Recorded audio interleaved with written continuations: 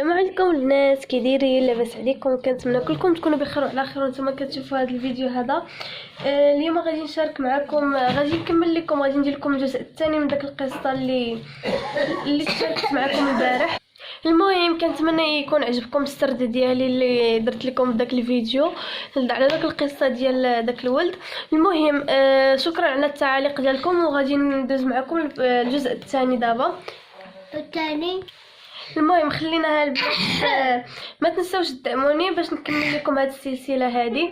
المهم خلينا البنات في هذه المره هيثم اللي رد عليا وقال لي دابا غير سير وسكت، دابا غير سكت وخلينا نعرفوا الموضوع واش اللي واقع بالضبط.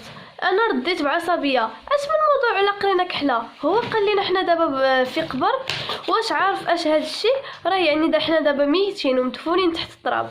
هيثم انت غير صبر ونقص من الغوات، حنا غادي نعرفوا اش كاين.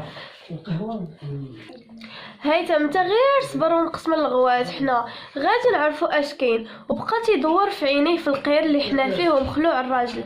قال بتوسل خليوني نشرح لكم، انا غادي نعاونكم، غادي نعاود لكم كل شيء عفوا.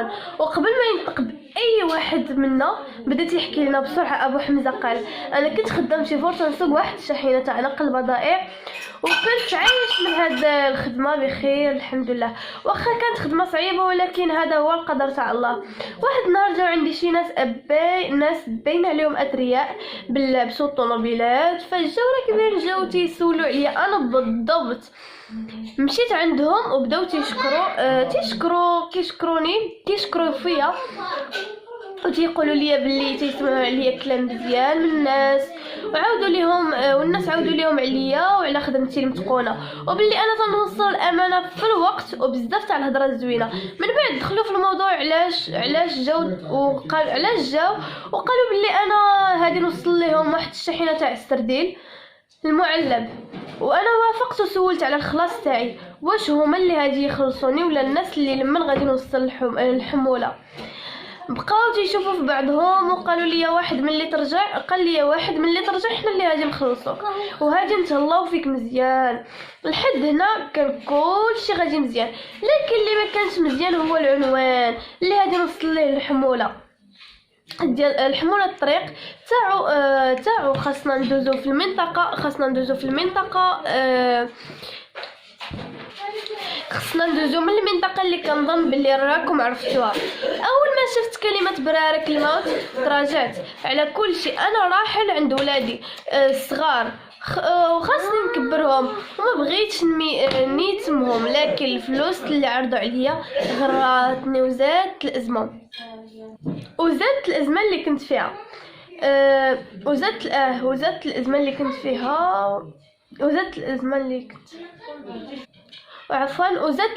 كنت فيها داك الوقت. الزوجه تاعي كانت حامله وعندي مصاريف كثار، وكانت الحركه عيانه وانا محتاج لها دوك الفلوس باش نخلص الكرا تاع الدار والعديد تاع الكريدي اللي كانوا عليا، واضطريت باش نوافق ونمشي لهاد البلاصه. قبلت وشارجه الجدامه الحمولة في الشاحنة، وكان وقت الانطلاق تاعي مع 5:30، وكان هذاك الوقت فصل الشتاء تيكون فيه نهار قصير ودغيا تتغرب الشمس. الحمولة كانت تقريبا شي 50 صندوق كملوها وركب معايا واحد من رجال سحاب الحمولة وجدينا الطريق. الخوف والتوتر كان مسيطر على الجو في الشاحنة، والراجل اللي معايا كان غير ساكت ما قال والو في الطريق كامله. ما عرفت واش كان خايف بحالي ولا مالو، وحتى انا بقيت ساكت وكان كان الهم الوحيد تاعي هو نفوتوا هذا المكان المخيف وهذا البرارك اللي قدام تاع الموت بخير وعلى خير. انا داك الوقت اللي قربنا لديك البلاصه بقيت تنطلب الله في خاطري وتنقول يا ربي انا عندي وليدات وباقي محتاجين ليا، يا ربي يكون هذا الشيء اللي تنسمعوه على هذا المكان ما يكونش بصح. على الساعه 11 دخلنا منطقه البرارك، وهو يكفى لينا الضوء تاع الشاحنه. جاب الله كنت داير السكور وما وقفناش، كملنا الطريق. اول حاجه درتها هي طلعت الزجاج اللي حدايا، حيت فين ما شفت جهه البرارك تنقول دابا يتخرج ليا شي حاجه وتجرني من هنا. المهم قطعنا شي امتار في هاد البلاصه، ويلا بديت تنحس بالراحه حتى تقلب كل شيء. اول حاجه بدات هو الراديو اللي خدم بوحدو، وبدات الاذاعات تيتبدلوا بوحدهم. يلا بغيت ندير ادي باش يدي باش نطفيه، وانا نسمع واحد الغوته خلعاتني وجمد لي الدم في ركابي. رجعت يدي وقلت بسم الله الرحمن الرحيم، وشفت الرجل اللي معايا ما تحركات فيه حتى شعره، بقى مسمر بحال الاصنام. شفت قدامي وبقيت مركز مع الطريق. واحد شويه حسيت بالشاحنه ولات غاديه غير بشويه بحال هازين جبل. انا فكرت نبقى نقرا القران عفوا وبصوت عالي، لكن عاد ما زادت حماضت، وهي تنفجر واحد الرويضه تاع الشاحنه. انا غوت وجريت البوله بعصبيه باش ما نخليهاش الشاحنه تقلب، حيت الا تقلبات راه مصيبه كحله. والضو تاع السكور حتى هو بدا ينخفض، ما بقى تيبان والو في الطريق اللي قدامي، وقدر نصدم باي حاجه كانت فيها. بقيت مزير على الديريكسيون حتى شفتو. الثانيه وحده شفت الشخص اللي ظهر قدام الشاحنه، ما شفتش شكله، لانه كان عباره عن كتله من الفحم. عينيه اللي شعلوا بضوء احمر بحال الليزر. عمليه عيني ملي مشى داك الضوء تاع عينيه، ما بقى تيبان ليا والو غير صفات ليا الصوره. لقيت راسي قدام حيط كبير، بغيت نغوت صافي الشاحنه ضربات في الحيط. ساد الصمت لثواني، وما كانش حتى صوت. كان الهدوء. تحركت من بلاصتي وبواحد الالم، وانا كحاس بحال عظامي كاملين تهرسوا. كانوا دموعي مخلكين مع خنونتي ودمي. بغيت نعاود نضيماري للشاحنه، والو بلا فايده. عييت وشعلت كاع الضواو اللي في داخل. شفت حدايا الرجل اللي كان معايا واش وقع عليه، لكن ما لقيتوش. الباب اللي كان جهته محاول. انا خفت لا يكون طاح من الشاحنه.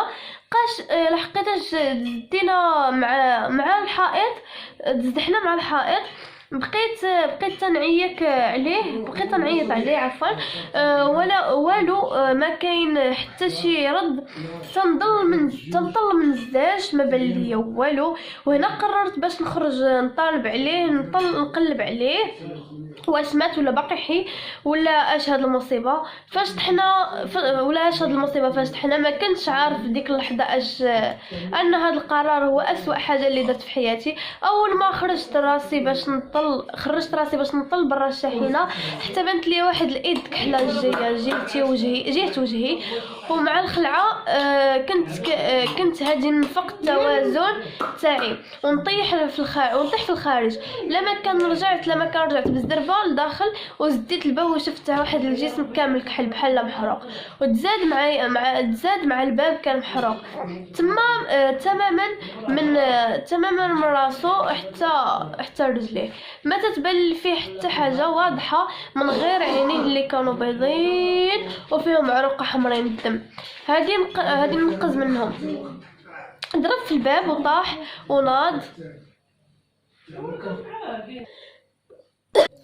ضرب في الباب طاح وناض ويصدر صوت شبه الانين. دخل يديه بحال باغي يشد في الكوسه اللي حدايا، وانا بالغريزه تاعتي هزيت رجلي وانا نورك عليه على يديه باش يبعدها. وكانت الخلعه في ديك الحصه هذه سكت لي القلب، وقلت مع راسي راه يقدر تألم وتطلق من الكوسان ويبعد مني. لكن من الامر كان اسوأ من اللي ضربته. تقطعت لي يديه وهو يغوت وهاد الغوته اللي زلزلات المكان كامل ويرجع للوراء. الصوت اللي سمعت منه ما كانش عادي، كان بحال صوت الوحوش والحيوانات. الفكره اللي طاحت في راسي هي نسد الباب منين كان غادي يدخل، ورجعت كمشت في بلاصتي، ما قدرتش نحيد عينيا من جهه الباب، وبقيت تنردد في القران والاذكار. اليد اللي بقات حدايا تاعو كانت تاع الانسان، لكن هو ماشي بنادم. انا حاولت نشوف تاني اش كاين في الخارج، لكن غير من نزداج باش نعرف واش هو مشى ولا باقي. لو الأسوأ انه ما مشاش باقي، وهاد المره ماشي غير بوحدو، كانوا بداو تيتجمعوا واخا الضوء كان ضعيف. كنت نشوفهم ماشي واحد ولا جوج ولا 10 ولا 20، كانوا اجسام كحله محروقه، ما عرفتهم صغار ولا كبار، واش انس ولا الحيوان. هادو كانوا هما سكان برارك الموت عفوا، اللي الناس كانوا تيحكيو عليهم، وطلعت القصه فعلا بصح. هادو هما الناس اللي تحرقوا وماتوا في هاد البرارك. بداو كلهم دايرين بالشاحنه وشافوا فيا من زداد، وطلعوا لفوقها وبداو تيضربوا فيها بايديهم من برا. كانوا مدورين بيا تما بعدد كثير. انا بقيت مصدوم وما عرفتش اش اللي ندير فيها الوقت. حكمتني الخلعه، وليت كامل تنترعد، وقلبي هادي وقف ولا يخرج من بلاصتو. تخيلت الا هرسوا الدجاج ودخلوا لي يديهم وجروني. بقيت غير تنغوت وتنقلب النجده وتنطلب النجده عفوا. والو ما كاين اللي يسمعني في هذاك الخلا. كانوا غير هما اللي بقاو تيزيدوا يضربوا بالشاحنه اكثر وكثر. فواحد اللحظه ما بقاوش يضربوا، نزلوا كاملين من الفوق، رجعوا كامل للوراء، وبقيت نسمعهم تيهضروا بكلام جماعي وما فهموش. مره باصوات رجال ومره باصوات عيالات، ما فهمت والو. المهم هو انهم بعدوا مني. هزيت راسي في الزاج وانا نشوف فين مشاو في الظلام، لكن ما بقى تيبان لي حتى واحد فيهم. ورجعت ثاني الهدوء والصمت اللي حتى هو تيزيد من الخلعه اللي فيا. في هذاك الوقت بقيت تنفكر في شي حاجه اللي غادي ندير. شفت في جهه الطريق ما تيبان لي والو، وانا تنموت بالخلعه. لا من هذا هو الحل اللي كان عندي. ما يمكنش نبقى احنا هنا حتى الابد. غير نموت وسط هاد الشاحنه، ينموت. وانا تنحاول نهرب. كاين احتمال كبير الى هربت من الطريق منين جينا نقدر ننقذ حياتي، والاحتمال الاكبر انهم يشدوني حدا الباب ونموت. ما عندي حتى شي حل.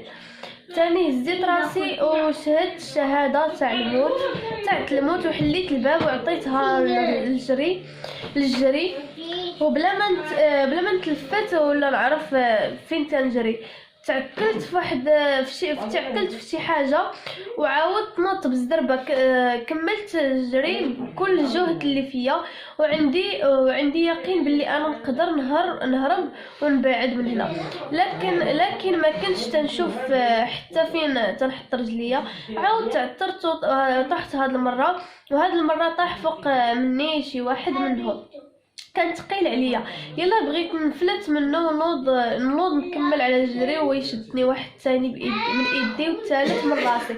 صافي تجمعوا عليا كل واحد منين شادني وجروني باش يرجعوني للشاحنه.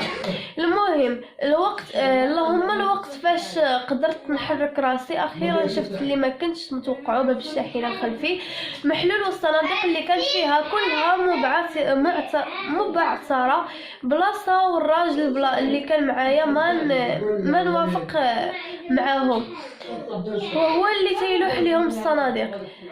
يعني داك الراجل اللي كان معاه هو اللي صدق متفق مع هادو. هي هي ما كانتش صناديق تاع السردين، هذا ما نلوحم الانسان قطع اعضاء بشريه. بقيت مصدوم من هذه الواقعه اللي شفته. ذاك الراجل اللي كان معايا شافني وبدا يضحك، قال لي بسخريه معليش الحاج هنا ما درتيش، هنا ما ضرين نخليوك هنا الاخوان كلاو، لكن هما محتاجين شي واحد يبقى عايش معاهم هنا باش يخدمهم. انا مهمتي سالاتهم اللي وصلتك هنا حتى هنا، يلا اسمح لي وخليتك على خير.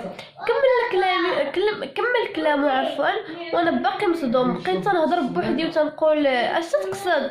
يعني الحمولة عانت هير قلب باش نجي لهنايا، وكيفاش انا نخدمهم؟ اش تقول؟ انا ما فهم والو، بقيت تنغوت تما. انا ما فهمت والو، انا ما فهم والو، بحال المجنون. وفي اخر الامر ما عقلت على والو، حتى لقيت راسي في هذا المكان بحال لي كما تتشوفوا دابا.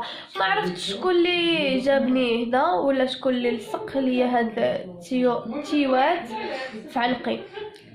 من داك الوقت وانا هنا، لان لا نحي ولا ميت، ما نقدر نخرج ولا نتحرك. بالجري اللي كنت نحاول كل مره نهرب به، والعذاب اللي دوزو عليا هو اللي شلني. ما بقيتش نقدر نتحرك. والمهم هو خلاوني عايش وما قتلونيش. بقيت تنشوفهم كل يوم في النهار تيتسيفوا بحال الانسان، وفي الليل تيوليو عفاريت ممسوخه باجسام محروقه تياكلوا اللي بقاو حتى بعضهم. انا خلاوني معاهم بحال الخدام، لكن انا ما تنقدرش نتحرك. على المهم على امل انه واحد النهار غادي يجي اللي غادي ياخذ بلاصتي معاهم. ابو حمزه كمل لنا الواقعه اللي خلاته يكون في هذا المكان، وبقى وجهه مركز بجهتنا بحال تيشوفنا.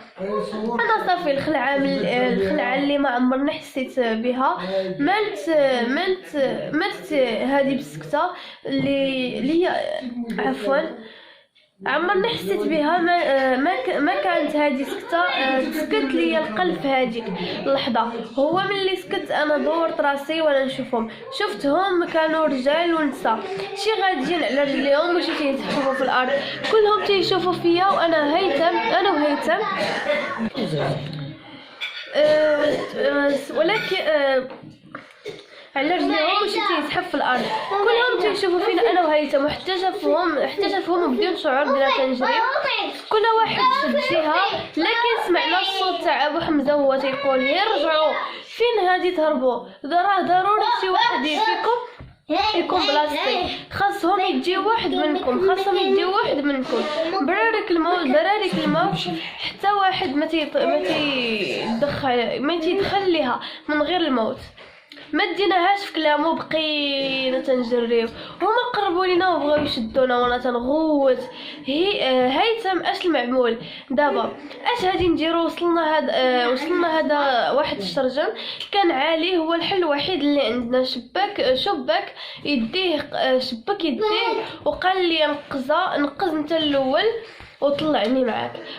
رجعت شفت في ديك المخلوقات قربوا لينا، وقلت ليه هيثم رجعت شفت في ديك المخلوقات قربوا لينا وقلت ليه هيثم الا شدوك هو يغوت، وقال لي ما كاينش الوقت، يلا نقص ولا غادي نموتوا بجوج. ما عندي ما طلعني لذاك الشرجم، وتعلقت. يلا بغيت نمد ليه يدي باش نعاونو باش نساعدو حتى هو يطلع معايا ولا نسمع الغوات تاعو. ما بقاش شي بان ليا وسط داك العرام اللي داروا عليه دوك المخلوقات. ما بقيتش عارف اش غادي ندير وما بقاش يمكن لي نعتقو. نقصت الخارج وهربت، بقيت كنجري بحال الهبيل، تنجري وتنحمد الله اللي خرجت من تما، وبقيت كنغوت بحال المجنون حتى وصلت وصلت لواحد المكان فيه الناس وطحت في الارض وبقيت غير تنتمتم تنغوت. ما عارف اش تنقول. جمعت عليا الجوقه تاع الناس بغاو يعرفوا اش وقع ليا. لا كان فيه هو الانسان اللي غادي يتكلم اللي ما فهمو، اللي غادي يتكلم ما فهموا والو فيا والو ما فهموا فيا والو وداوني للمستشفى. بقيت شهرين كامله وانا مصدوم في صدمه عصبيه في هذا السبيطار. ملي شافوني ما تعافيتش من اثر الصدمه داوني للمستشفى الامراض العقليه والنفسيه. حتى واحد ما كان متيح كلامي ولا حتى ما استعد باش يسمعوا ولا يعرف شيء ولا يعرف شي حاجه على براريك الموت. ما بقيتش تنقول هالواقعه حتى عاودها لكم عفوا. الان دازت شهور على هذا الشيء وانا ما تنخرجش من المستشفى، ما تنخرجش من المستشفى وتنسمع شي وحدين تيقولوا باللي الناس ولا تختفي وتلقاو جثث مسروقه منها الاعضاء. انا عرفت شكون هاد هيثم هو اللي بها خادم لدوك الموتى تاع البرارك. وانا ديما تنحسب راسي منهم حتى انا ميت وعارف ان هيثم جاي هيديني باش يقول ولا نكون خادم اليوم. في كلا الحالتين هتكون نهايتي هناك وسط المتفحمين اكل البشر في براري الموت. النهايه. المهم البنات هذه هي النهايه ديال هذه القصه هذه ديالنا. هذه هي النهايه ديال هذه القصه هذه ديالنا ونتمنى تعجبكم. هي الصراحه قصه مشوقه ومرعبه وفيها بزاف ديال الاحداث اللي زوينه وبزاف الاحداث اللي مرعبه بزاف. المهم غادي نخليكم بسلامه. دابا ان شاء الله فاش غادي نلوحها لكم وغادي نقرا التعاليق ديالكم كاملين وخليو لي الاراء ديالكم في التعاليق وراه غادي نقرا التعاليق بسلامه. ما تنساوش ديروا لايك.